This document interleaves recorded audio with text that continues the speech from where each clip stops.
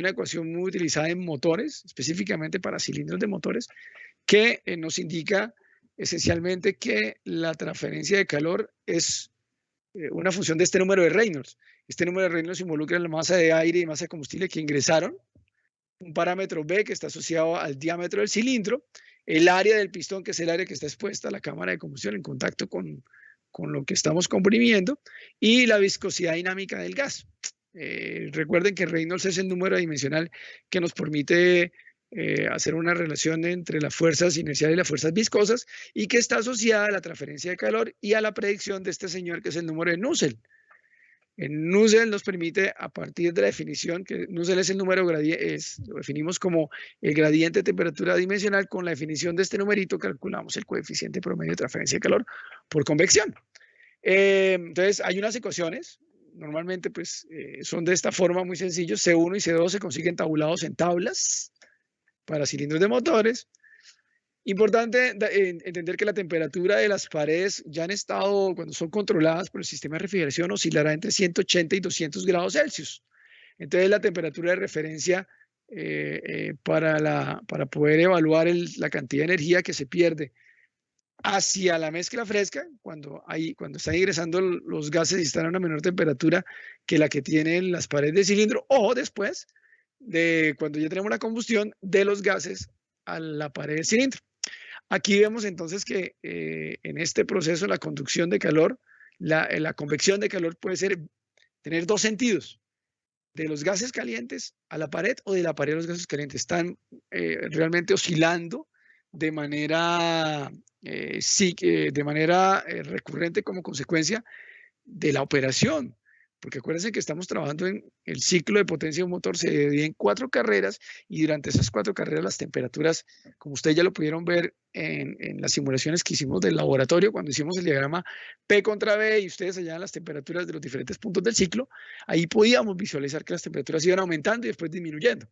Entonces eso implica también que pueda cambiar la dirección de la transferencia de calor. En un momento dado, aquí una cosa, en un momento dado, el calor viene en esta dirección, esencialmente para la combustión, pero cuando estamos en el proceso, por ejemplo, de admisión, la transferencia de calor la tenemos en esta otra dirección, moviéndose hacia acá. Entonces, dependerá en qué carrera y en qué momento durante el ciclo estamos para poder determinar, por ejemplo, la dirección y cuantificar la transferencia de calor que hay. Cuando involucramos la radiación, e insisto, esto lo hacemos cuando ya tenemos la combustión, la transferencia de calor se da normalmente de los gases quemados a las paredes del cilindro.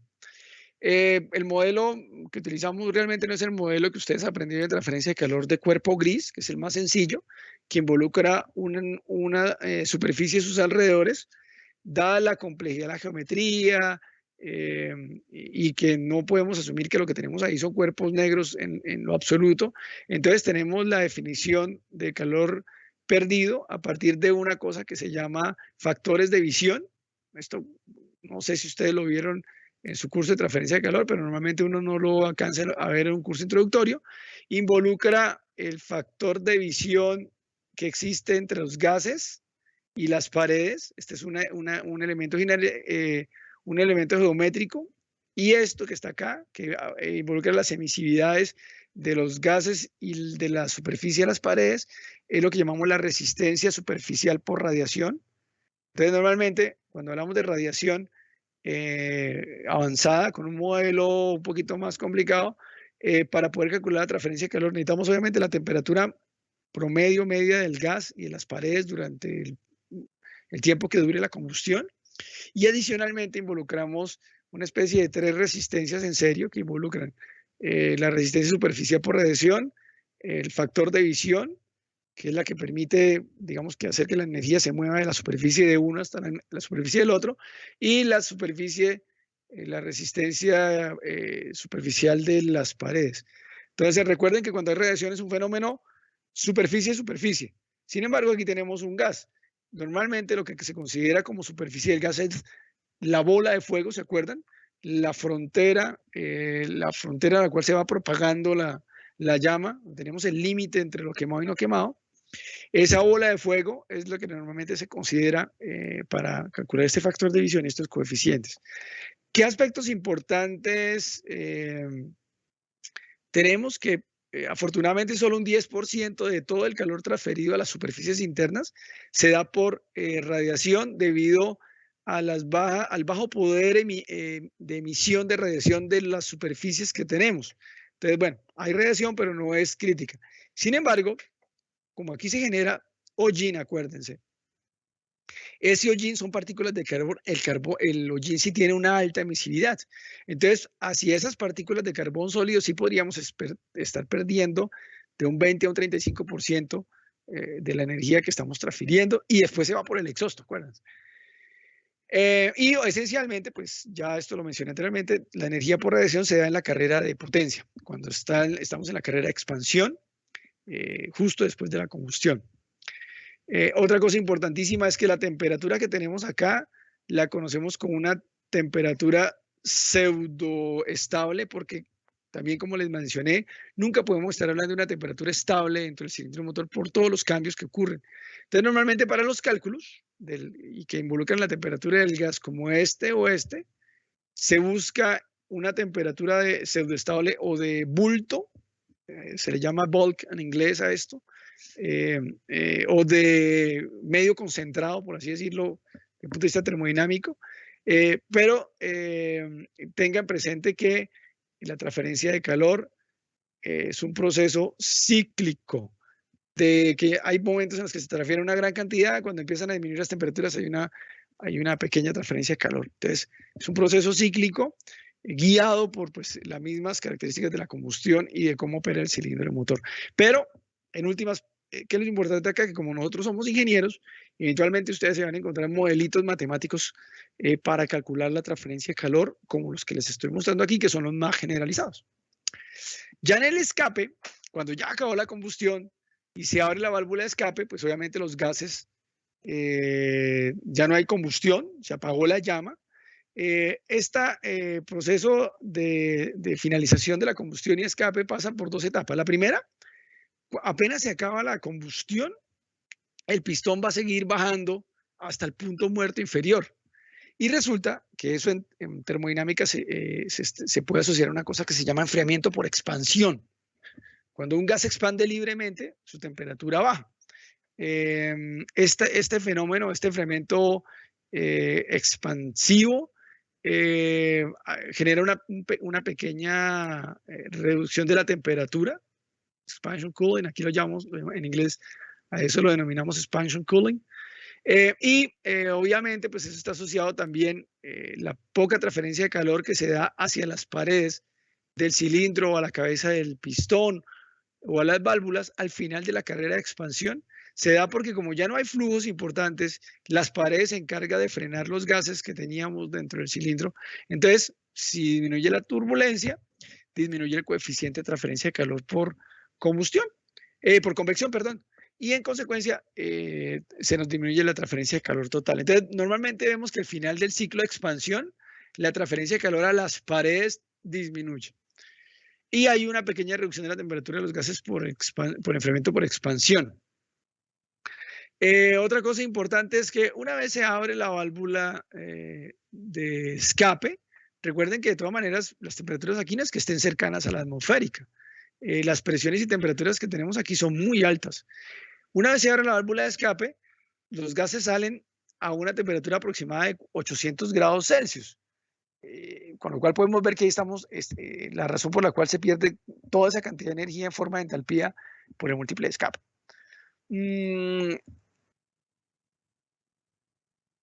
Ahorita voy a hablarles un poquito más sobre lo que ocurre en el múltiple de escape, porque aquí también va a haber transferencia de calor netamente por convección en los ductos, en este caso en el manifold o múltiple de escape, o en los runners, o en los ductos de escape del motor propiamente dichos, asociados precisamente a estas altas temperaturas y a las velocidades con las que los gases van a salir por acá cuando se abra la válvula de escape. Pero eso lo vamos a ver ahorita. Por ahora, ¿qué podemos decir desde el punto de vista de la transferencia de calor y cómo la controlamos? o cómo permitimos que haya transferencia de calor. Entonces, estos son algunos elementos que se tomaron de múltiples fuentes sobre los aspectos ligados a la transferencia de calor dentro del cilindro. Ya les hablé de la camisa de enfriamiento o water jacket, esto que ven acá, que es el medio que va a recibir el calor que se conduce a través de las paredes. Esto ya lo mencionamos, normalmente los pistones son muy difíciles de enfriar, entonces el único mecanismo que tenemos para poderlo enfriar es Sprite Oil o chorros. Aquí salen por unas boquillas unos chorros que van a golpear las caras internas, que los usamos como refrigeración. Normalmente los materiales, la mayoría de los aluminios, por ejemplo, de los motores se fabrican en aluminio, de los pistones, perdón, se fabrican en aluminio, y no solamente por su bajo peso, que es una ventaja también para el sistema dinámico que compone el mecanismo y la manivela, sino que permiten también disminuir la temperatura de operación del pistón entre 30 y 80 grados Celsius comparado a los pistones de hierro fundido, que pues eran los tradicionales en los motores. Entonces aquí ha habido una evolución que ha permitido no solo mejorar la parte dinámica, sino la transferencia de calor y el daño que se podía producir por ella a los pistones. Entonces, incorporar nuevos materiales como el aluminio y en casos de motores de competición, en la cara de la cabeza, en la cara plana del pistón, se les hacen recubrimientos de aluminio. Aquí en esta partecita, vean, se les coloca recubrimientos de aluminio, perdón, de cerámica al aluminio, a las aleaciones de aluminio, que son normalmente los pistones que se utilizan en estos motores de alta competición, para que puedan trabajar a más altas temperaturas. Veremos que eso está asociado, entre mayor sea la temperatura a la cual trabaja los gases, que podemos tener las temperaturas de los gases dentro del cilindro, podemos incrementar la eficiencia termodinámica del motor, pero eso no lo pueden hacer todos los motores porque pues resulta un poquito costoso. ¿Qué otra cosa? Ya habíamos hablado que la temperatura se controla entre 180 y 220 para evitar daño mecánico, y también que el aceite que está en contacto con la cara interna, que sirve para evitar la fricción en el mecanismo, en el mecanismo que compone el cilindro, y particularmente las caras pistón-cilindro, para que el aceite no tenga una ruptura térmica, ese es el término que se le da, y finalmente el aceite deje de proteger el contacto, evitar el contacto entre cilindro y pistón. Entonces, esto es clave también. Ahora, importante también dejar claro que la idea es que los motores tratan de maximizar también estas temperaturas para que trabajen lo más caliente que sea posible. Esto les había hablado de que la transferencia de calor se da incluso en la dirección inversa, y esto está haciendo referencia a que cuando estamos en la admisión, la temperatura de lo que está ingresando es menor que la temperatura de las paredes, y el calor se puede mover en esta dirección, de las paredes hacia la mezcla fresca. Y ya hablamos pues que normalmente durante la combustión y durante la carrera de potencia y escape es cuando tenemos la mayor cantidad de calor transferido a los sistemas que revisan. Un aspecto que no ha mencionado anteriormente es que con el paso del tiempo, los depósitos de carbono en las bujías, en la superficie de las válvulas, en los asientos, en los mismos pistones, en las caras de los pistones y en las caras de los cilindros que no son barridos por los anillos, esos depósitos de hollín normalmente causan que se eleven las temperaturas al interior del cilindro, y ya vimos anteriormente que hay un fenómeno que se llama misfire, que está asociado a puntos calientes dentro del cilindro del motor. Esto obedece esencialmente a que no solamente tenemos partículas de hollín ahí dentro, suspendidas en el cilindro del motor, sino que las paredes estarán recubiertas con hollín. Esta temperatura elevada también puede favorecer el fenómeno de knock, ¿se acuerdan? Por eso es que cuando vimos el video de knock, el knock y el misfire estaban allí tratados en ese mismo videito, porque están asociadas a las altas temperaturas que se favorecen con situaciones en las que el hollín se deposita en las paredes del motor. El exhausto, el múltiple de escape tiene una consideración aparte, dada la situación en la que el coeficiente de transferencia de calor es alto por las altas velocidades con la cual salen los gases a través de este múltiple de escape, y adicionalmente aquí en el exhausto observamos el famoso fenómeno de flujo pulsante. Flujo pulsante, asócienlo ustedes con el ruido de un motor. Si ustedes fueran capaces de reducir las revoluciones del motor a un valor muy bajito, ustedes escucharían por el exhausto del motor un pa pa pa pa pa pa pa pa pa pa pa pa. Ese ruido que uno escucha, el brrr, que se escucha, que ya ha sido atenuado por el silenciador del motor.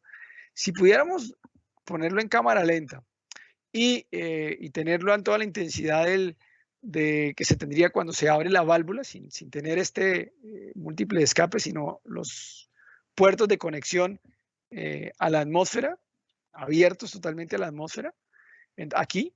Entonces ustedes escucharían un pa pa pa pa pa pa pa pa pa pa pa pa pa pa pa, y ese es el ruido característico del flujo pulsante asociado a la apertura de las válvulas de escape. Resulta, mis queridos jóvenes, que esto ocasiona que dentro del múltiple de admisión de escape, pero no tengamos un flujo continuo de gases quemados. Ese flujo que tenemos es un flujo que lo llamamos pulsante y que hace que el número de Nusselt que uno normalmente calcula, ya les había mencionado que aquí calculamos el coeficiente de transferencia de calor por convección con unas correlaciones que son funciones de Reynolds, ya hemos visto, y para los tubos de escape como flujo interno, normalmente son también funciones del número de Prandtl, Reynolds-Prandtl.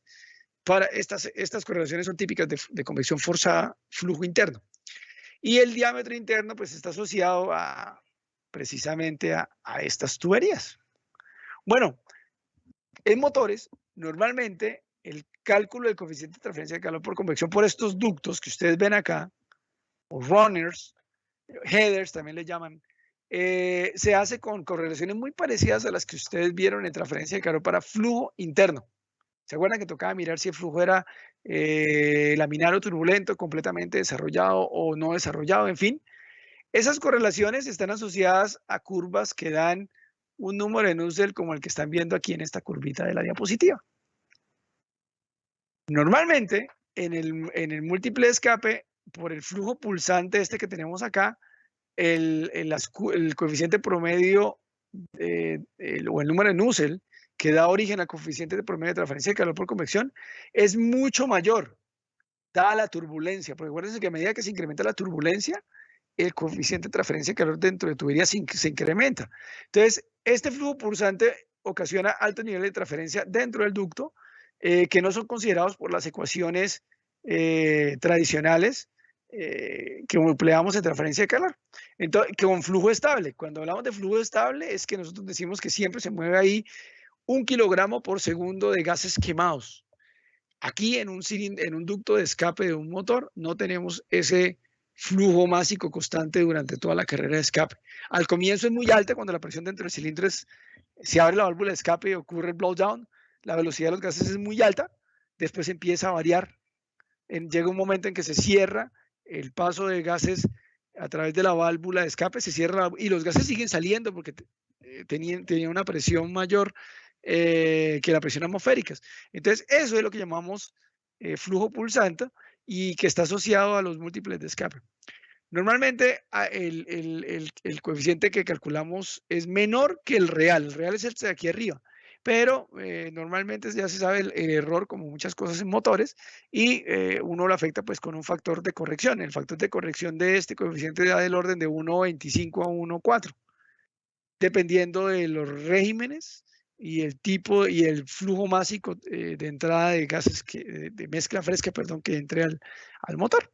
Entonces, eso pues es un poquito más especializado. Aquí lo que nos interesa en este curso introductorio es que ustedes tengan presente que bien, transferencia de calor, importantísimo, tenemos unas grandes pérdidas de energía y que cada uno de los subsistemas que componen el motor tiene transferencias de calor que son especiales y que están dependiendo de cómo opera el motor. Y eso es importantísimo. Entonces, no es lo mismo el múltiple de escape que el múltiple de admisión. por las presiones, por las temperaturas, por la forma en que se opera este flujo. Precisamente, el flujo pulsante es un fenómeno típico del múltiple escape, no el de admisión, porque el flujo de admisión está entrando el aire y cuando se cierra la válvula ya no entró más aire. Mientras que en un flujo, en el múltiple escape, los gases están saliendo, la válvula de escape se corta el flujo aquí a través de este puerto, pero los gases siguen saliendo porque tenían presión mayor que la presión atmosférica. Entonces, tenemos ese fenómeno ahí bien característico. ¿Cuáles son esas temperaturas? Normalmente lo que uno hace termodinámicamente para hacer todos estos análisis es lo que es ese flujo pulsante lo vuelve una cosa que se llama pseudoestable. Entonces uno halla una temperatura, las temperaturas están variando como loco, suben, bajan, todo el tiempo en las carreras de operación de motor. Pero entonces lo que se hace para hacer cálculos aproximados es que uno determina unas temperaturas pseudoestables. ¿Cuáles serían las temperaturas pseudoestables? Imagínense que aquí tienen ustedes una termocupla, que esto que está acá es una termocupla. Es la temperatura que registraría un sensor de temperatura como una termocupla o una RTD. Normalmente son de ese tipo.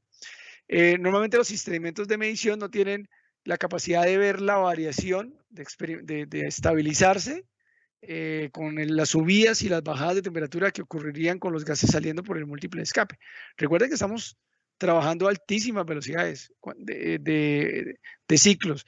3.000 revoluciones por minuto, ustedes pasan eso a segundos, eso es las veces que, que los gases van a estar saliendo por esos tubos en un ciclo de operación del motor. Entonces les puede permitir ver que esos pulsos de gases que van saliendo van variando muy rápido. Entonces un sensor con una termocupla, una RTD, normalmente se estabiliza en un valor intermedio entre las temperaturas máximas y temperaturas mínimas, porque nunca va a lograr un equilibrio. Y entonces el equilibrio que ella encuentra llega a un valor que está de 400.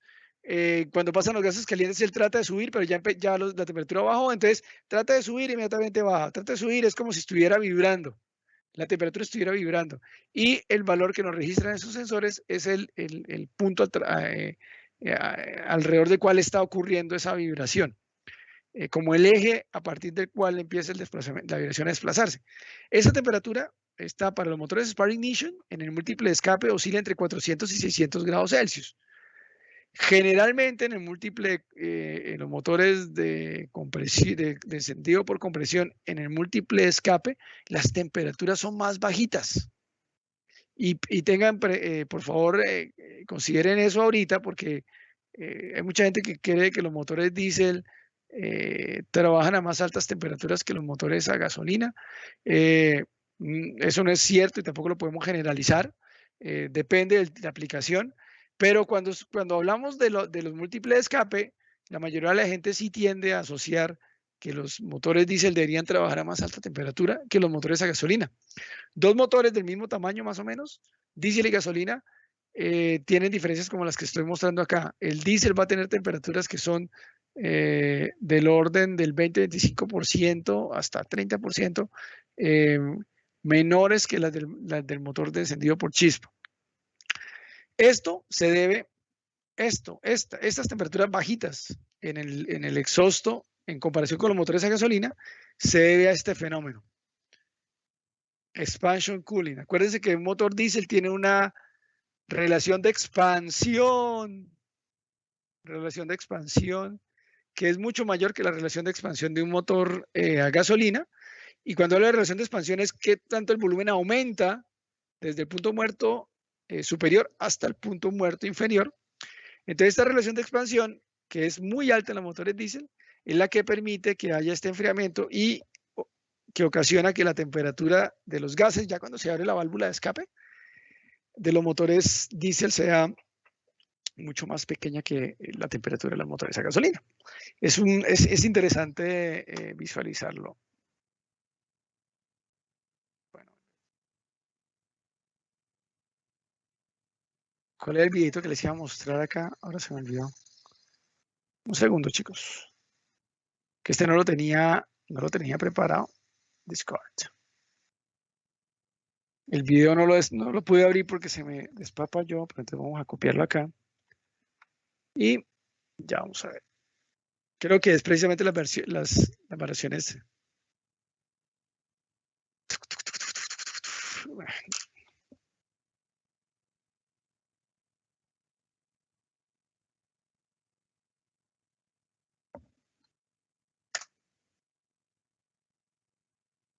No, este no es el videito que quería mostrarle, no es ese.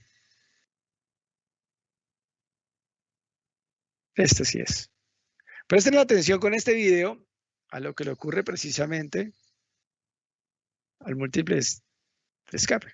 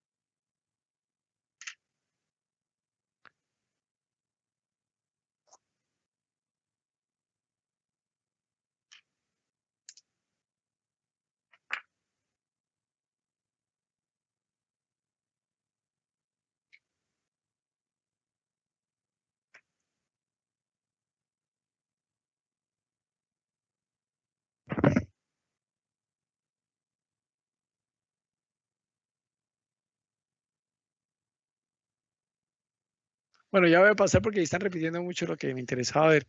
Pero si ustedes vieron este vehículo, pues que no es un vehículo, el motor de un vehículo muy chiquito, es un motor de 1200 que tiene una sobrealimentación de 50 PSI. Eso es muchísimo. Normalmente la mayoría de los turbocargadores van hasta el orden de 14 PSI. Ese es el típico. O sea, este tiene un sistema de doble de turbo en serie que permite llegar hasta 50 PSI. Bueno, es un monstruo muy seguramente para competición, pero está trabajando con etanol, que tiene una relación aire-combustible también más bajita que la que se da con gasolina y por ende pues uno puede llegar a estos topes de potencia más fácilmente que con gasolina. Más fácil es con nitrometano, pero pues esta es la alternativa que ellos tienen ahí. Una cosa que queda aquí el video es precisamente que podemos apreciar los cambios de color de la superficie del múltiple de escape. Recuerden que esto está asociado a que ya está tan caliente el múltiple de escape que empieza a pasar, la radiación se empieza a volver visible y la podemos detectar.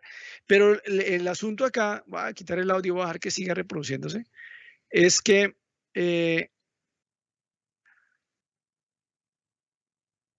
no quiso. Sí, ahí está.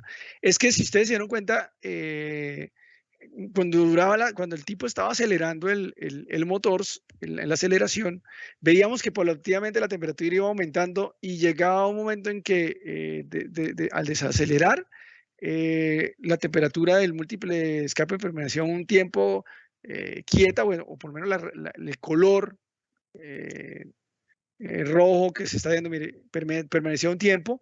Y esto pues, lo podemos asociar a que no estamos trabajando con el mismo flujo a diferentes revoluciones. Primera característica que ya hemos discutido acá.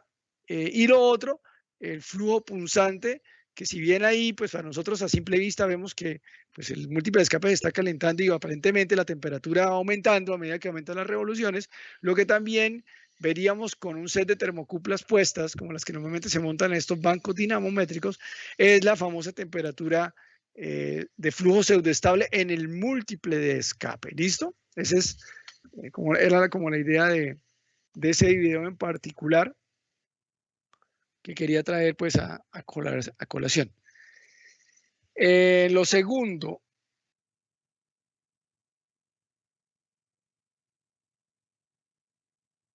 no, aquí ya no habría nada más de que la segunda parte de la clase vamos a ver cómo el proceso, como la utilización del motor, la operación del motor asociado a un vehículo directamente, porque esté montado en un vehículo, hace que cambie la transferencia de calor y cómo esa transferencia de calor va a depender de ciertos parámetros operativos del motor. Entonces, la idea ahorita es ver cómo parámetros como el tamaño del motor, como la velocidad, la carga, ya hemos hablado un poquito de eso, afectan la transferencia de calor y cómo también influencia la temperatura que tendríamos dentro del múltiple, dentro de las diferentes partes del motor. Dije múltiple, pero estaba pensando en las diferentes partes del motor. Entonces, inicialmente,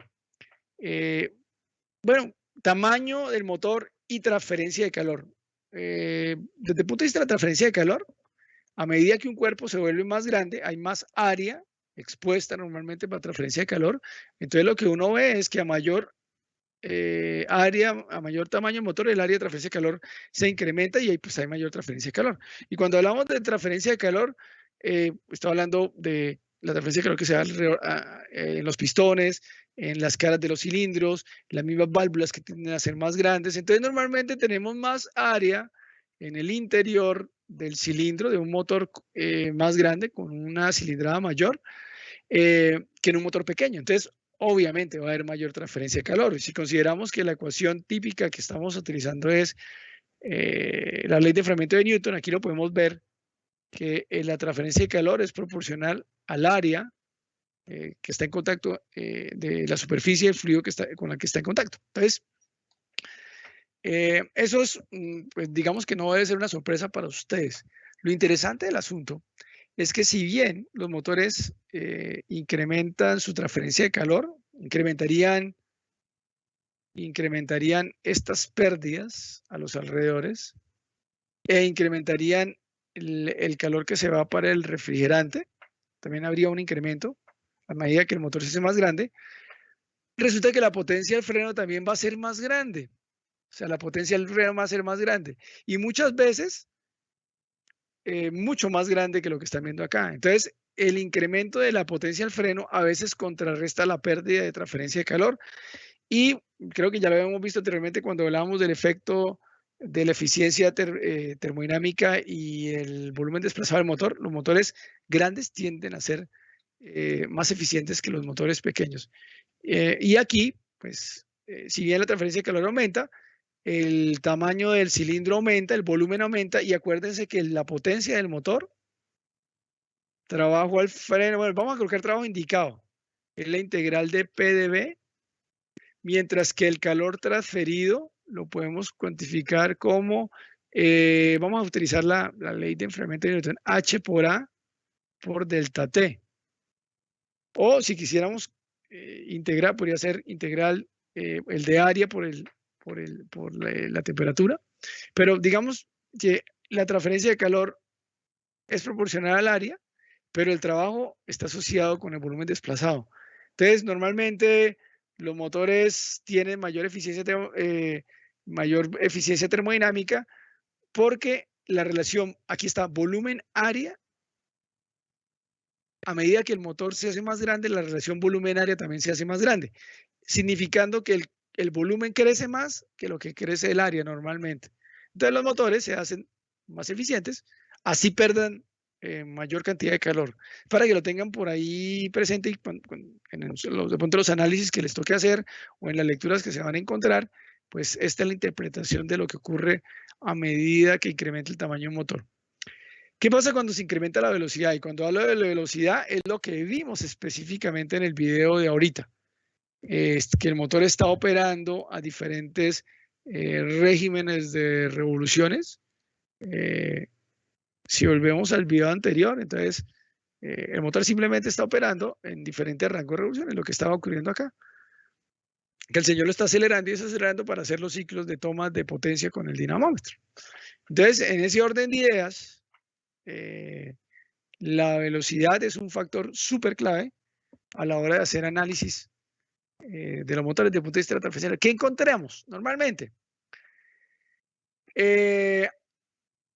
Normalmente la transferencia de calor se incrementa en el múltiple de admisión y en el exhausto a bajas revoluciones, normalmente. A bajas revoluciones tenemos un incremento de la transferencia de calor en el múltiple de admisión, en el exhausto. La razón es sencilla, porque los gases ahora van a tener más tiempo en contacto con las superficies que los rodean. Entonces, en la admisión, normalmente vamos a ver eso para bajas revoluciones, fundamentalmente. Durante la combustión, normalmente vemos que las revoluciones no impactan. La transferencia de calor, de punto de vista de la combustión, ya habíamos hablado que más o menos el tiempo de combustión es el mismo, a bajas y altas revoluciones, con lo cual teníamos que adelantar o atrasar la chispa, ¿se acuerdan? Eso lo vimos en la clase de la semana pasada. Entonces, digamos que la combustión no se ve afectada por las revoluciones del motor. Y es esencialmente porque pues, la combustión es controlada por el swirl, el squish y el tumble, que ya también habíamos hablado que son flujos inducidos y que ajustan lo que ocurre dentro del cilindro tanto a bajas como a altas revoluciones para tener una mejor combustión. Dice aquí también, esto lo tomé porque quiero que también se lleven de aquí la idea de que no son ideas generales, depende del motor. Entonces, si ustedes se dan cuenta, dice, a altas revoluciones hay menos tiempo para la combustión, menos tiempo para el autoencendido y el golpeteo. Cuando hablo de menos tiempo es en la velocidad de giro del cigüeñal. Los grados que va a girar el cigüeñal lo va a hacer en mayor cantidad de tiempo. Pero resulta que también la transferencia de calor, habrá menos tiempo también para que ocurra la transferencia de calor. Entonces, normalmente los motores a altas revoluciones trabajan a temperaturas más elevadas, ¿listo? Si bien la combustión no se ve afectada por la velocidad, los motores sí tienden a trabajar a más alta temperatura a medida que se incrementan las revoluciones del motor. Y eso obviamente implica que el motor puede trabajar con problemas de golpeteo y de misfire, como ya hablamos. Pero insisto, esto depende del motor. Hay motores de competición que están diseñados para trabajar calientes sin problemas de knock. Y a ellos les conviene esto. Les conviene sacar altas potencias y trabajar a altas temperaturas independiente de los sistemas de refrigeración que tengamos. Normalmente, a medida que se incrementan las revoluciones del motor, también el refrigerante recibe mayor cantidad de energía. La razón es porque el coeficiente de transferencia de calor por convección en el interior del cilindro se vuelve más alto por las altas velocidades. Entonces, normalmente, si hablamos de la transferencia de calor que hay hacia el refrigerante, y normalmente ya vimos que las zonas refrigeradas en el cilindro, miren, son las paredes del cilindro, ¿lo ven acá? Entonces, esencialmente, en ese punto, pues, a medida que se incrementan las revoluciones, tenemos una mayor transferencia de calor al refrigerante. También consecuencia de que las paredes trabajan a más alta temperatura. Entonces, tenemos un mayor delta T acá. ¿Listo? Y, por supuesto, pues, los gases de escape son mayores a altas revoluciones. ¿Qué conclusión me podrían dar ustedes de ese video que les acabo de mostrar? ¿Qué conclusión podrían, Julián Arturo, se anima? ¿Qué conclusión podría dar de este video con respecto a las cosas que les acabo de mencionar? ¿Qué mostraría este video con relación? Ya les mencioné a ustedes lo del estado pseudoestable, pero con relación a la operación a altas revoluciones, ¿usted qué podría decirme, Julián Arturo? Voy a poner el audio.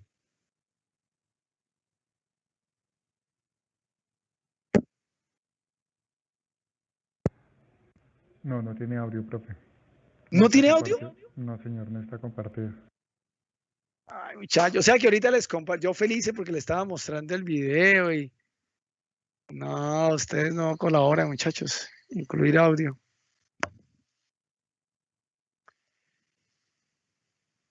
Gracias, Julián, no me he dado cuenta. ¿Ahora sí? ¿O todavía no? Ahora sí. Ah, Sí, gracias. profe, gracias. Muy amables. Bueno, entonces, escuchen. La pregunta es sencilla. Va a volvérsela a repetir a Julián, o sea, no me haga el loco, Julián Arturo. Julián, resulta que aquí les mostré yo hace un poquito, esta no, esta, que con la velocidad ocurren estas cosas, dependiendo de múltiple emisión, la combustión, el refrigerante. Y les dije, bueno, con relación a estas cosas que hay acá, ¿usted qué puede concluir del múltiple de escape? Y le pongo otra la imagen.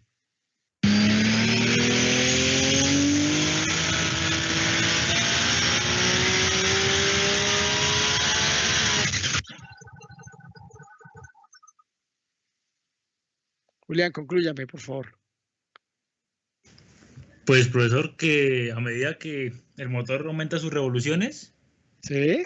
el múltiple de escape aumenta su temperatura. Ahí se ve cómo Exacto. se pone como rojo el metal, se pone ¿Sí? ese rojito para identificar el calor que trae, que se está dando altas temperaturas, ese múltiple de escape. Exactamente. Eso es lo que dice acá. Los gases de combustión, escape, perdón, están más calientes a altas temperaturas. Y eso es lo que uno ve y es lo que normalmente ustedes verán en cualquier videito de esos. Sin embargo, pues aquí hablamos de shock flow. Yo les había mencionado a ustedes que shock flow es cuando los gases superan la velocidad del sonido. Y cuando supera la velocidad del sonido ya no hay cambio del flujo másico y por ende el coeficiente de transferencia de calor por convección no cambia más. Y si no cambia más, entonces normalmente el múltiple va a elevar aún más su temperatura. ¿Listo? Entonces esto hace que trabajen también no solamente el múltiple, sino las válvulas y los puertos en los que se conecta el múltiple de escape al motor van a operar a más altas temperaturas. Pero bueno, eso es como, entonces, si analizan este videito y todo lo demás que acabo de contarles aquí, lo ven también como un video de cómo opera el motor, también podrían entender más fácilmente los elementos asociados a la velocidad. Mira esta gráfica interesantísima. ¿Cómo se incrementa la temperatura de las componentes de los componentes del motor a medida que se aumentan las revoluciones? Entonces miren, por ejemplo, que las temperaturas de la pared, del cilindro de la pared del cilindro del motor, pues ahí se ve, está creciendo. Las caras de los pistones, pero los elementos que más aumentan su temperatura es la válvula de escape y el flujo de gases de escape, esencialmente pues porque los flujos de gas están en contacto con la válvula de escape. Entonces, esa gran variación de la temperatura de escape con las revoluciones es la que vemos normalmente evidenciada cuando observamos uno de esos videos en los que el múltiple de escape se pone al rojo vivo a medida que se incrementan las revoluciones. Bueno, ahí no hay más. Carga.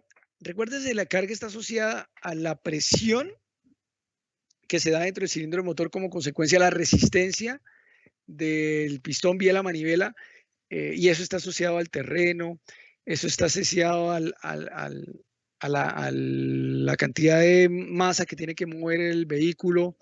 En fin, a medida que la exigencia de torque es más elevada, las presiones dentro del cilindro motor se incrementan. Y normalmente lo que uno ve es que a medida que las cargas son bajitas, con cargas bajitas, los motores requieren menos combustible. ¿Listo? Entonces hay menos combustible, se libera menos energía durante la combustión y la temperatura de los gases después de la combustión es relativamente bajita.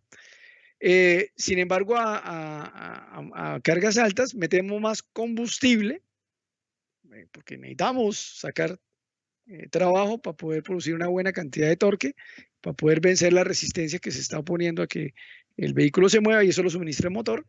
Entonces, normalmente, cuando las cargas son altas y se adiciona más combustible, tenemos más pérdidas por radiación, esencialmente, y obviamente los coeficientes de transferencia de calor por convección se incrementan. Entonces, y también hay menos tiempo, que es la otra cosa está ahí. Entonces, normalmente la transferencia de calor se mantiene, se equilibra de alguna manera.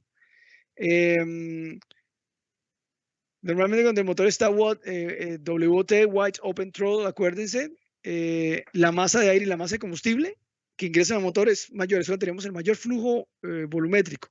Y con ese mayor flujo volumétrico resulta que las pérdidas de transferencia de calor a los alrededores se reducen porque tenemos una gran velocidad, ¿listo? De los gases. Si bien las temperaturas no se mantienen, lo que veremos normalmente con wide open throttle en cualquier motor, con buena carga, es que se nos va a incrementar la temperatura, pero también está asociado, esencialmente es a la gran cantidad de combustible que tendríamos ahí, que pues es lo que ya mencionamos aquí anteriormente. Relación es inversa. La transferencia de calor es inversa a la carga del motor. A mayor carga, menor transferencia de calor, porque todo se convierte en trabajo. Cuando hay menos carga, hay más posibilidad de transferir calor porque hay más tiempo, el motor va a tener más, los gases van a estar en contacto una mayor cantidad de tiempo con los componentes del cilindro motor y esto va a hacer que se incremente. Pero miren que es aproximadamente igual, no es que sea exactamente igual. Y aquí hay algunas consideraciones como las que acabo de mencionar. Normalmente los motores de combustión interna trabajan siempre en WT. ¿Listo? Entonces lo que le pasa al motor de combustión interna es lo que le ocurre en los motores en WT. Y a medida que se cierra la mariposa, entra menos aire, menos combustible, tenemos menos carga. También cuando hablamos de altas cargas es que el pedal del acelerador lo tenemos a fondo porque necesitamos vencer, el motor está siendo exigido. A mí no me gusta utilizar el término es que toca hacer más fuerza, que a veces utiliza la gente para referirse a esa situación. No, estamos exigiendo el motor en términos de torque, más que de fuerza, de torque y de trabajo, pues, que son los dos parámetros claros de funcionamiento del motor. Spark timing, esto ya lo hemos mencionado un poquito, la temperatura máxima y las presiones máximas dentro del ciclo dependen en qué momento se da el inicio de la combustión. Normalmente cuando se adelanta la chispa, que es este caso, tenemos, ya les había mencionado, una presión más pequeña, pero dura más. ¿Se acuerdan que les decía que se aplana? El área bajo la curva es más extendida. Entonces, a lo largo del tiempo, tenemos una mayor permanencia de la presión dentro del cilindro. Significa que entonces no tenemos mayores variaciones. El coeficiente promedio de transferencia de calor por convección se mantiene más o menos. Cuando tenemos la situación de potencia, que es cuando retrasamos la chispa para que ocurra el máximo pico más o menos 10 grados después del punto muerto superior. Entonces, normalmente tenemos una alta temperatura, una alta presión, pero dura menos tiempo. A veces la clave para la transferencia de calor es el tiempo de permanencia de los gases o el tiempo que se sostenga el fenómeno en el tiempo. Entonces, normalmente hay mayor transferencia de calor en esta situación que en la situación pico hacia las paredes. Pero aquí también, pues una cosa que se da es que perdemos más energía con los gases de escape, porque aquí en esta situación normalmente también tenemos una mayor entrada de aire y de combustible. Pero la clave aquí es, entre mayor sea el tiempo de contacto o que la temperatura permanece, mayor sea el tiempo que la temperatura de los gases o de los componentes del motor permanezcan en un valor elevado, pues hay mayor transferencia de calor. Entonces, normalmente estos flujos en los que es poquito tiempo que dura la temperatura elevada, pues no se tienen grandes cantidades de calor transferido. Eso con respecto al spark timing, y esto es lo que vemos normalmente en la mayoría de los motores spark ignition. Con respecto a la razón de equivalencia phi, acuérdense, phi es estequiométrico, phi igual a 1 es estequiométrico, phi menor que 1 mezcla pobre, phi mayor que 1 mezcla rica. Entonces, normalmente a medida que el phi se incrementa, tenemos mayores pérdidas de transferencia de calor. Y obviamente, pues en esa situación se requiere un mayor número de octanos. El punto de referencia es la situación estequiométrica. Correcto, entonces en esta situación normalmente tenemos mayores pérdidas de calor y se requiere mayor número de octanos, que es como la situación crítica. Mezclas ricas y mezclas muy pobres, la presencia de más combustible o menos combustible, pues se analiza de manera diferente. En la base, con mezclas menores que 1, con phi menor que 1, tenemos más aire, entonces ese aire que ingresó al cilindro, lo que va a hacer es incrementar su calor sensible, le va a robar calor a la combustión y puede darse la situación, entonces, que la temperatura de las paredes no se incremente. Pero una cosa interesante acá es que ninguno de estos fenómenos se puede analizar por separado. Todo está entrecruzado, una cosa afecta a otra. Bueno, pero importante aquí que es más crítica la situación cuando phi es igual a 1. El enfriamiento evaporativo, normalmente cuando tenemos más combustible con aire, que es la situación, mezclas ricas, acuérdense, eficiencia de combustión es bajita, pero normalmente los motores de competición trabajan con estas razones de equivalencia mayores que 1. Razones de equivalencia de mezclas ricas, cuando tenemos bastante combustible, para poder evaporar el combustible, si todavía no se ha evaporado, se puede utilizar, el combustible puede utilizar calor latente de vaporización, se lo roba al aire o a las paredes y eso produce este fenómeno que se llama enfriamiento evaporativo, que permite reducir las temperaturas de los gases dentro del cilindro y eliminar problemas, por ejemplo, como el golpeteo. También elimina la transferencia de calor porque las temperaturas van a ser menores en cada uno de los ciclos. Aquí hay una cosa interesante y es que por ahí hay varios documentos. En el libro hacen referencia a un motor de la Segunda Guerra Mundial de un avión que se inyectaba agua dentro del cilindro. El motor tenía una relación de compresión muy alta y tenía problemas de golpeteo porque se elevaba mucho la temperatura. Pero el problema era el golpeteo, no la transferencia de calor. Entonces, para bajar la temperatura, inyectaban agua en la carrera de compresión, al final de la carrera de compresión, para que esa agua, al cambiar de fase, al evaporarse, disminuyera la temperatura de la mezcla aire-combustible y no permitiera que alcanzara la temperatura de autoencendido y evitara el problema de golpeteo. Recientemente Bosch desarrolló un sistemita parecido, pero con alcohol. Entonces la inyección que se hace es un motor que tiene 2 inyectores, se inyecta alcohol y el alcohol al evaporarse refrigera la mezcla y esto pues obviamente incrementa la eficiencia volumétrica, ¿se acuerdan? Nos interesa meter mayor cantidad de aire, incrementa la eficiencia volumétrica y también reduce el problema de NOx. Entonces, si lo ven por ahí, a eso hacemos referencia de enfriamiento evaporativo. Cuando hablemos de enfriamiento evaporativo, estamos haciendo referencia al calor que se transfiere como consecuencia de que una sustancia cambie de fase. Insisto, el alcohol con el cual se refresca mucha gente en sitios calurosos como Barranca Bermeja o la costa atlántica. El enfriamiento evaporativo lo utilizamos en los motores para incrementar la eficiencia volumétrica y reducir el fenómeno de NOx y obviamente las temperaturas que asociaríamos a transferencias de calor en los diferentes componentes del motor. La temperatura de admisión. Entre mayor sea la temperatura con la que el aire ingresa, mayor es la transferencia de calor. ¿Por qué? Porque después las temperaturas de los gases dentro del cilindro en cada uno de los procesos que componen el ciclo, pues también se va a ver incrementado. Eso lo simulamos con el laboratorio de ciclos teóricos.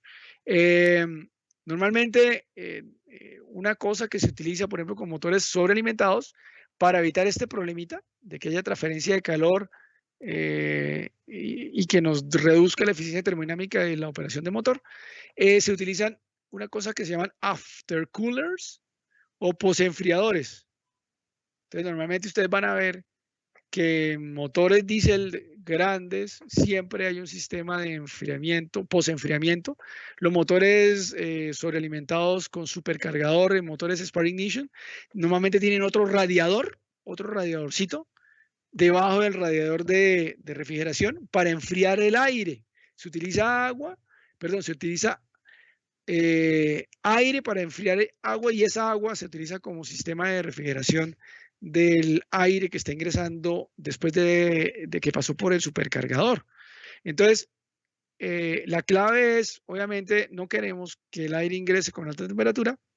Si el aire ingresa con alta temperatura, la transferencia de calor para el ciclo va a ser mayor. Entonces, va a ser un ciclo más ineficiente y nos genera problemas de golpeteo. Misfire también, todos los problemas que hemos hablado están asociados a altas temperaturas, entonces aquí también se repite eso. Con respecto a la temperatura del refrigerante, una preguntita. ¿Ustedes saben a qué temperatura trabaja el refrigerante de un motor, más o menos? ¿Tienen idea? Que le preguntamos a alguien, por ver si están atentos a mis preguntas. Brian Camilo Villamizar. Cuénteme. Brian. Dígame. Espera, un momento. Espera. Ay, está buscando por internet. Supóngala. Bueno, Brian no, pero ya apareció. Julián Andrés Latorre. Ah, bueno. Pero búsquela, va buscándola por internet mientras tanto. Julián, ¿usted qué temperatura supondría? Es para saber si están ahí, porque veo que están. No, profe, no sé. Bien. Bueno, no se le ocurre a ver, Félix. ¿Qué temperatura se le ocurriría? 105 grados, yo creo. Bueno, ¿quién quiere dar otro valor? Mientras Brian lo busca por internet. Temperatura promedio de operación de los refrigerantes. Jairo Alexander, ¿usted qué? Sergio Armando, ¿cuánto? 80 grados. 90, 60 tengo. 90, 60, 105. ¿Quién más? Julián Mauricio. No, 80. Gustavo va por 80, ya tengo varios por ahí. Julián, ¿qué opina? Julián Mauricio Martínez. ¿Qué temperatura podría tener? ¿Julián ya se fue? Melo yo creo que no está ahí, o sí está ahí Melo. Juan David. Sí, profe. ¿Qué temperatura le pone? 93. 93. Estamos haciendo ya. ¿Brian ya encontró? Brian está diciendo sí, profe. ¿Verdad que Profe, no, pues encontré más o menos cuánto le baja, pero no cuánto es la temperatura del refrigerante. Bueno, los motores actualmente manejan temperaturas por encima de los 100 grados Celsius. Julián, ¿cuánto me iba a decir usted? Ya que ya se reportó tarde, chino.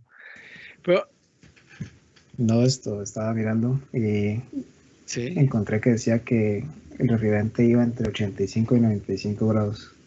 Sí, las temperaturas, normalmente las temperaturas de los refrigerantes, entre más moderno sea el carro, más alta es. Y cuando hablo de 100 grados Celsius es porque algunos vehículos, sobre todo los que tienen ya eficiencias bordeando el 30%, manejan esas temperaturas. Ahora, otra pregunta. Bueno, la idea es que el refrigerante lo mantenemos a alta temperatura para que las partes también, los componentes también puedan operar a alta temperatura. Si supongamos que 85, 90, vamos a poner 90, que en alguna condición de operación el motor, el refrigerante está trabajando a 90 grados Celsius, ¿listo? Significa que para poder refrigerar, la temperatura de las paredes del cilindro, ¿a qué temperatura deben estar? O sea, para que ocurra la refrigeración. Si el refrigerante está a 90, ¿a qué temperatura ustedes supondrían que se encontraría en las paredes del cilindro del motor? Vamos a preguntarle a Julián, que él no me respondió nada ahorita. Julián Andrés Latorre Suárez.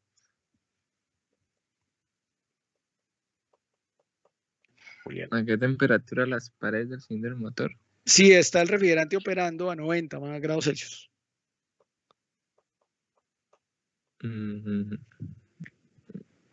Pues menor, sería menor la temperatura. ¿La temperatura sería menor, la de las paredes? Pues adentro o afuera. ¿Quién está? Normalmente el refrigerante, ¿en qué parte está? Venga, me voy a volver para que vea. Pues adentro. Pero usted nos pregunta por las paredes, afuera. Adentro. Pues las paredes. ¿Las paredes? Bueno, Pues entonces diga aquí, que sería menos. acá. ¿Dónde? Y este es el refrigerante. Voy a poner aquí en su. Este es el Ah, refrigerante.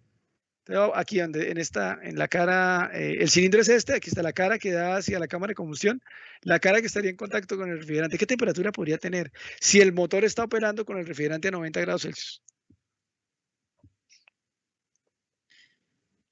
De un valor numérico, vamos a hacer comparaciones, daticos, así como para desestresar. no sé, 70. 70, listo. Bien, Julián. ¿Quién le ayuda a Julián? Brian, ¿usted qué temperatura tomaría para ese punto? Acá.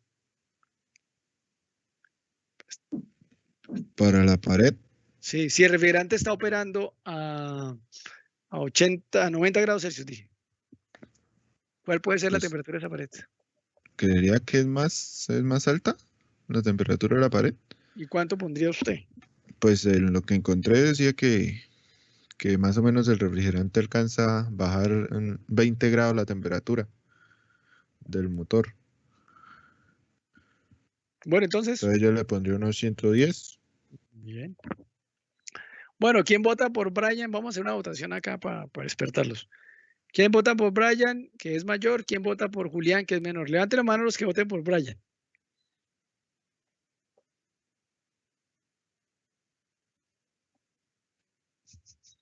Melo se desconectó. ¿Quién vota por Julián Andrés Latorre? Ya bajen la mano. Bajen la mano. ¿Quién vota por Julián Andrés Latorre? Julián, vote por usted mismo al menos.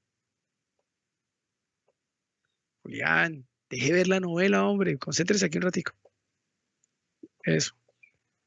Voté ¿Quién por mí, más? profe. Bueno, y Julián David Melo. Julián David no es apolítico, no vota por nadie. Bueno, Julián, la realidad es lo que acaba de decir Brian. Si el refrigerante está operando, está trabajando a 90 grados Celsius, es porque las paredes están a mayor temperatura. Si no, el calor no se va a mover hacia el refrigerante. Y la idea era hacia el refrigerante. Entonces, los motores hoy en día, anteriormente, no trabajaban a tan altas temperaturas. Pero con la mejora de los materiales, con los tratamientos superficiales también de los materiales, con los sistemas de refrigeración cada vez más eficientes, se ha podido lograr incrementar la temperatura media de operación de los materiales, y esto en pro de favorecer la eficiencia termodinámica del motor. Mayor temperatura de operación, mayor eficiencia termodinámica. ¿Por qué creen que usamos ahora refrigerantes y no utilizamos agua? ¿Qué creen eso? Porque ahora los motores usan refrigerante y no se utiliza agua como en los buenos tiempos de... ¿Por la qué? Temperatura de ebullición del agua, entonces estaríamos trabajando con vapor. Estaría muy cerca la temperatura de ebullición. Ese es un problema. ¿Alguien visualiza otro problema de trabajar con agua? Ese es un problema, correcto, Félix, que con los motores actuales, el refrigerante estaría trabajando muy cerca de la temperatura de ebullición del refrigerante. Normalmente los refrigerantes que utilizamos en los motores son mezclas de alcoholes y agua, como por ejemplo el etilenglicol y el metilenglicol. Son dos compuestos, son los más utilizados como refrigerante, y normalmente tiene una temperatura de ebullición que es muy superior a la temperatura del agua, evitando problemas de evaporación, que normalmente lo que hacía era que hacían reventar el radiador, las mangueras, bueno, en fin, lo que ustedes han visto por ahí cuando un motor se recalienta. ¿Qué otro problema podemos evitar? Félix iba a hablar y lo interrumpí. ¿Qué otro problema podemos evitar con un refrigerante que no sea agua? ¿Alguien de pronto intuye? Si ustedes vivieran en Siberia, ¿les gustaría, le pondrían agua como refrigerante a su motor? Siberia y por allá para el 20 de diciembre. Ir a hacer las compras navideñas. No, se congelaría, ¿no? Ajá, exactamente. Y Siberia no es un buen ejemplo, pero por ejemplo en Estados Unidos, Canadá, el norte de Europa, los países nórdicos, las temperaturas en la mañana están muy por debajo del cero. Y con eso, si el motor estuvo toda la noche, si ustedes tienen como refrigerante agua, en la mañana encontrarían todo el agua congelada en los... Entonces los carros no se podían dejar sin calefacción en la noche cuando se refrigeraba con agua. La otra opción era evacuar el agua y ponérsela antes de salir, cuando no existían los refrigerantes. en esas zonas. Profe, Señor. pero entonces, bueno, listo, el ejemplo está con el agua, pero entonces, digamos, en esos lugares de frío extremo o de mucho calor, los carros cambian el refrigerante o siempre, No, o sea, o el refrigerante se lo ponen y funciona en cualquier temperatura. lo especifican. La ventaja del etilenglicol es que, por ejemplo, la temperatura de congelamiento está por debajo de los 20 grados Celsius. Entonces, la mayoría de esos, para la mayoría de sitios del mundo, aguantaría. Bueno, no serviría para Quebec, para ciertas zonas de Canadá, ni Suecia, ni Noruega, ni la parte norte de Rusia, ni Alaska.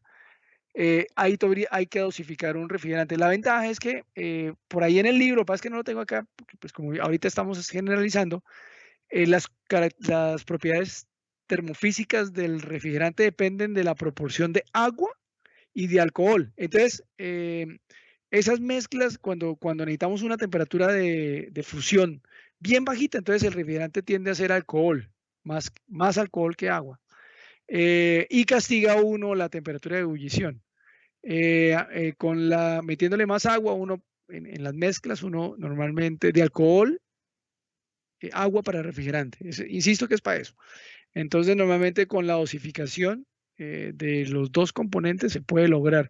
Y también a veces, por ejemplo, a los refrigerantes se le colocan aditivos para evitar que se generen coágulos que bloqueen las tuberías. Entonces, en esos aditivos también a veces le adicionan componentes que permitan bajar o subir la temperatura de congelamiento de la ebullición.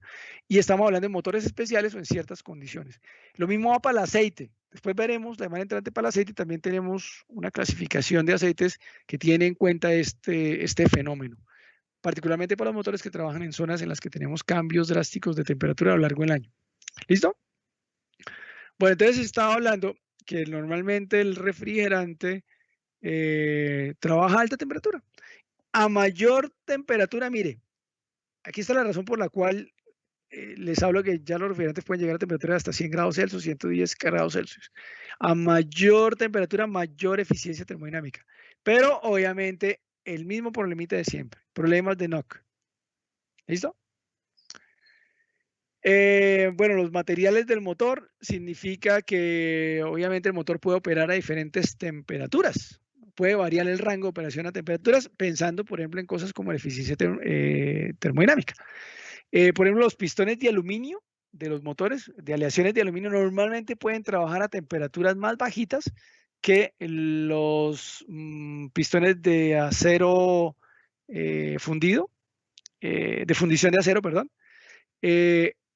¿Cuál es la ventaja de estos cast iron? Por ejemplo, en motores diésel se prefieren acuérdense, la rigidez que le debemos dar al motor, sobre todo para controlar las altas presiones y las altas fuerzas dentro de los mecanismos. Entonces, en motores diésel muy grandes se siguen utilizando los motores de acero, aunque ahorita hay unos procesos de fundición, centrifugado, hay uno que se llama, bueno, hay nuevos procesos de fundición que han mejorado las propiedades mecánicas de estos señores, entonces ya no son tan pesados y los hacen mucho más atractivos que los de aluminio.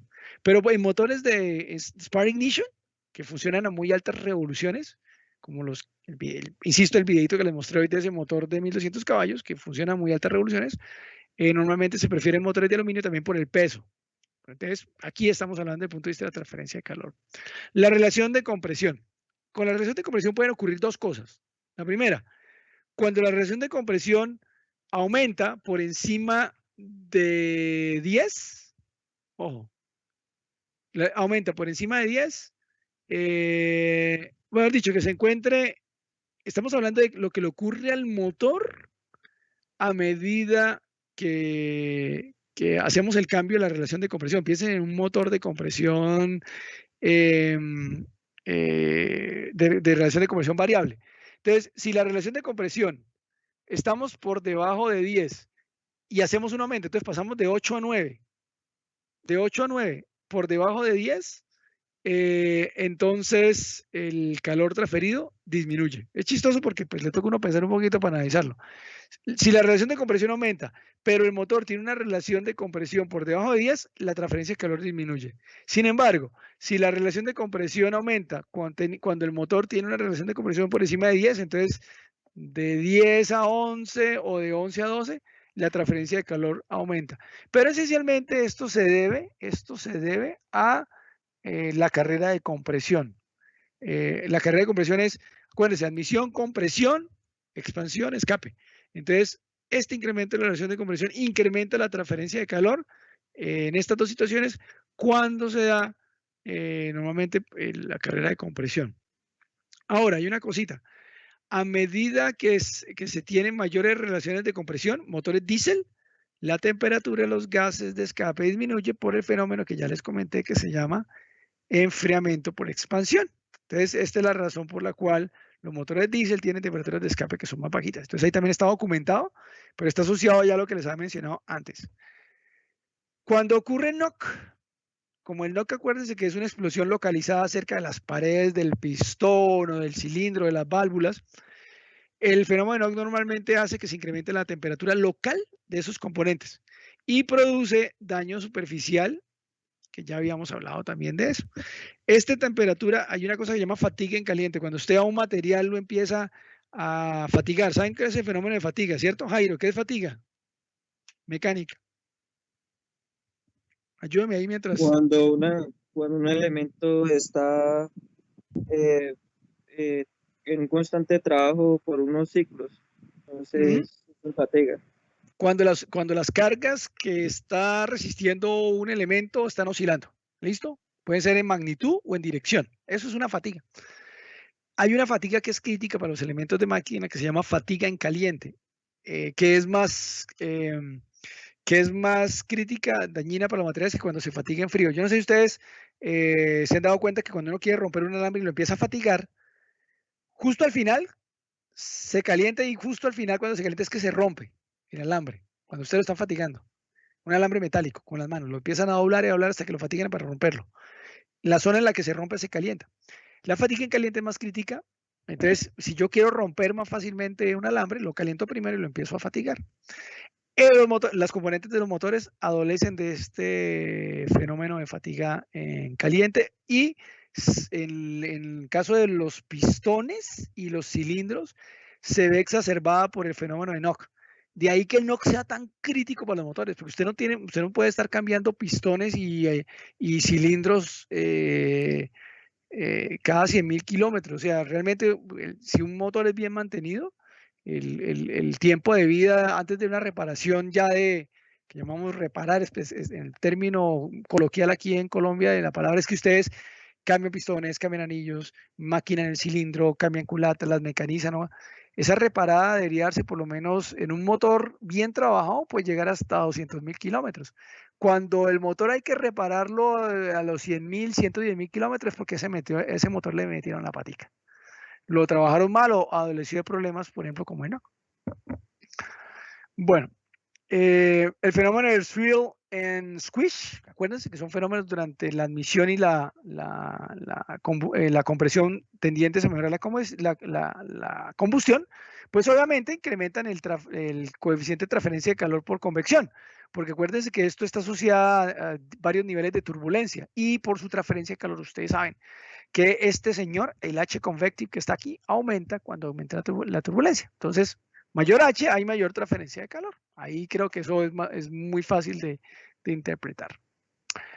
Bueno, nos vamos a concentrar entonces ahora en el sistema de enfriamiento. Vamos a ver un videito. Un segundo, chicos. Ya está cargando. Vamos a ponerlo acá.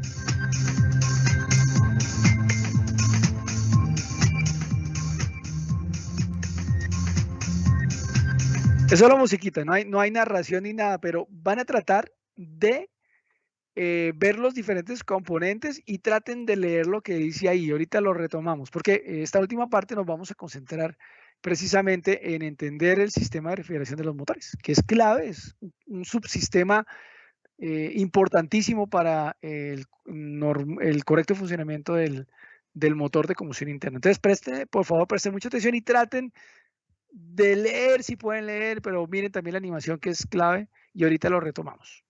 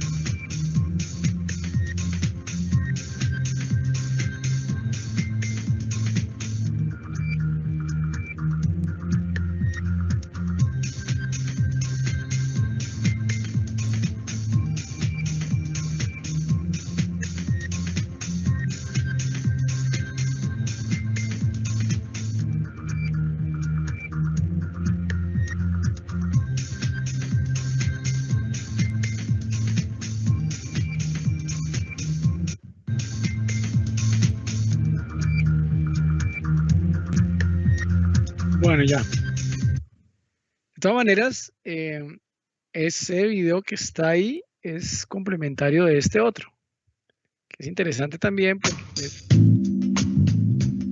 estamos viendo el sistema de refrigeración. Ya vamos a volver sobre el video porque hay varios elementos que necesitamos discutir.